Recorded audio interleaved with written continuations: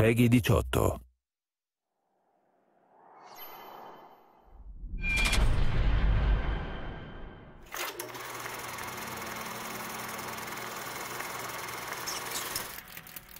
What I personally would have liked to have seen in a Bioshock game is sort of a broader range of enemies. And I think in Bioshock Infinite, we really want to have a sort of a class of enemies that had a sort of a more imaginative range of powers. And we came up with this concept called the heavy hitters, who are enemies that are sort of used to not just be more powerful, but also to augment the abilities of the more traditional Bioshock enemies. You're going to come across them in certain areas of the game, and they're going to provide a really unique challenge. Red is the price of liberty. You know, we wanted an AI that really expressed sort of the very sort of clear system of beliefs the founders have, and a heavy hitter that would sort of represent that.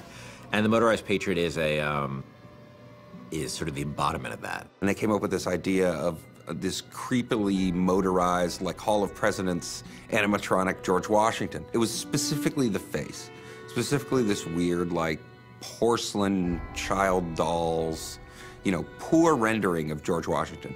That kind of clinched it. Everybody saw it and said, okay, we can roll with that. It's one of those rare moments where you kind of all come together and you realize, okay, this is going to work. We're all on the same page here. Let's just move forward with what we got. I can use a turret! On it! Booker, the gear!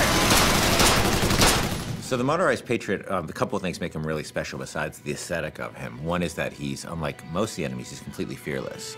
He doesn't have a sense of self-preservation, so he'll just keep coming at you and coming at you and coming at you.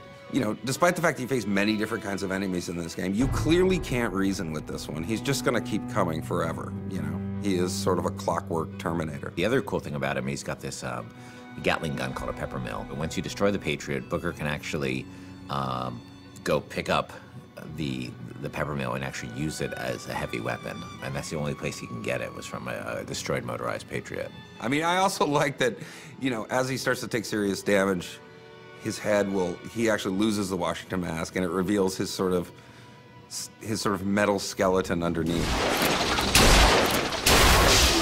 The thing I like most about this guy is that I think he's pretty readable as what he does. You know, he's a fairly simple guy. He's not a Swiss Army knife. He's a guy with a big gun, and I think that reads pretty well. He's got this incredible sense of heaviness.